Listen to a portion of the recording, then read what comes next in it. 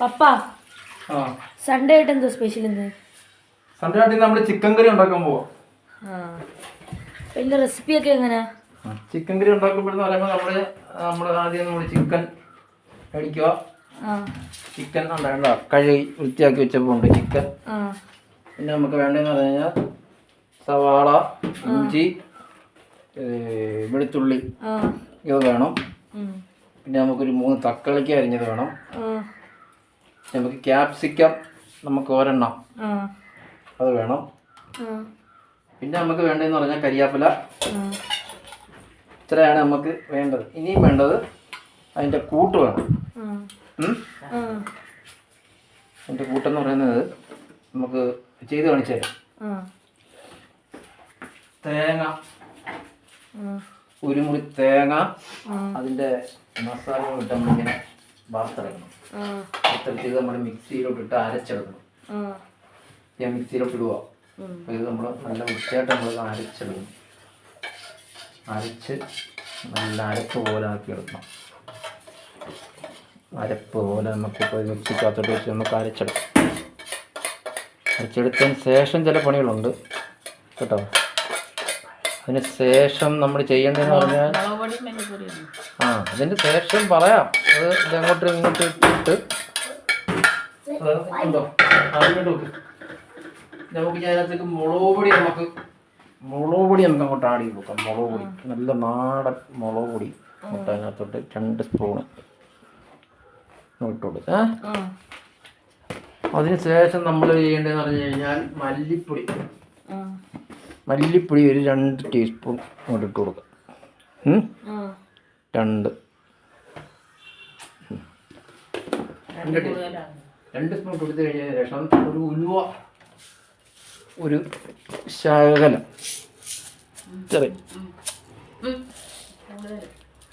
ഇച്ചിരി ഉലുവ. അപ്പോൾ ഇത്രയും കൂടെ നമ്മൾ മഞ്ഞപ്പൊടി വേണം. നമ്മുടെ നാടൻ ചിക്കൻ കറിയാണ്. ഹോട്ടലിൽ വെക്കുന്നോട്ടുള്ള കറിയല്ല, ഇത് നമ്മുടെ നാടൻ ചിക്കൻ കറിയാണ്. ഇച്ചിരി കുരുമുളക് പൊടിയും കൂടെ ഇട്ട് നമുക്ക് 1 സ്പൂൺ കുരുമുളക് പൊടി ഇതിട്ട് നമുക്കങ്ങ് അരച്ചെടുക്കണം. നല്ലപോലെ ഒന്ന് അരച്ചെടുക്കണം. പുളി ഉണക്കുകയാണ് ഗൈസ്. വെളിച്ചെണ്ണ ഒഴിക്കുക. പൊട്ടി അതിങ്ങോട്ട് വരണം. കടുവ് നല്ലപോലെ പൊട്ടിയിട്ടുണ്ട്. ഇതിനകത്തേക്ക് നമ്മൾ ഇത് ആഡ് ചെയ്യുകയാണ്. സവാള, ഇഞ്ചി, വെളുത്തുള്ളി, പച്ചമുളകും ഇങ്ങോട്ട്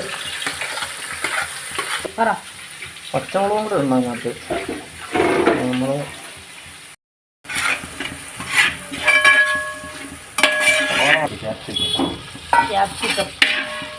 നമ്മൾ തക്കാളിക്കാൻ ഇടുക.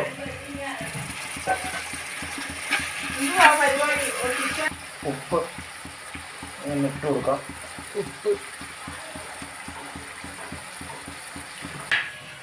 ഇതാണ് ആ പപ്പയുടെ രസക്കൂട്ട്. പപ്പ വരട്ടിക്കൊണ്ടിരിക്കുകയാണ് ഗൈസ്. ആദ്യമേ ചിക്കൻ കറിയുടെ കൂടെ എന്തോ സ്പെഷ്യല്? കപ്പ.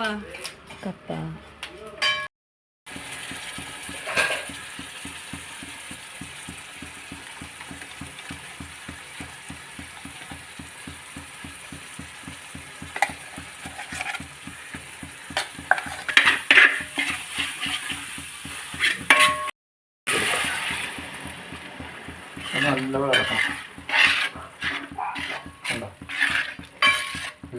ഇളക്കി കൊടുക്കണം. പിന്നെ കൂടെ ഇതിനകത്ത് ഒഴിച്ചു കൊടുക്കണം. ഇങ്ങനെ തിളച്ച് കഴിയുമ്പോൾ ഒരു ശകലം വെളിച്ചെണ്ണ ഒഴിച്ചു.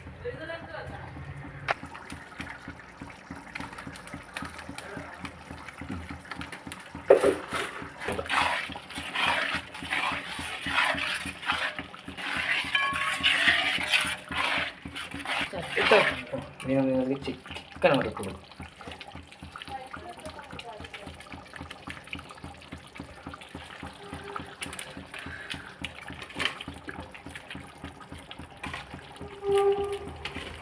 പെട്ടെന്ന് ചിക്കൻ ഇതിനൊക്കെ നമ്മൾ ആഡ് ചെയ്ത് വെക്കുകയാണ്. എല്ലാം നമ്മൾ ചേർത്തിട്ടുണ്ട്. നല്ലപോലെ ഇളക്കി മിക്സ് ചെയ്തങ്ങോട്ട് കൊടുക്കും.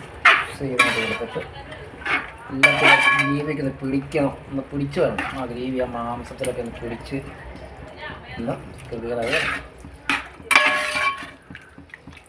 ശരിക്കും കപ്പയുടെ കാര്യങ്ങൾ നമുക്കുണ്ടായിരുന്നു.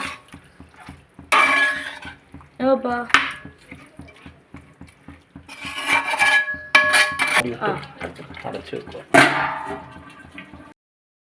അങ്ങനെ നമ്മുടെ കപ്പ വേവിച്ചതും കോഴിക്കറി റെഡി.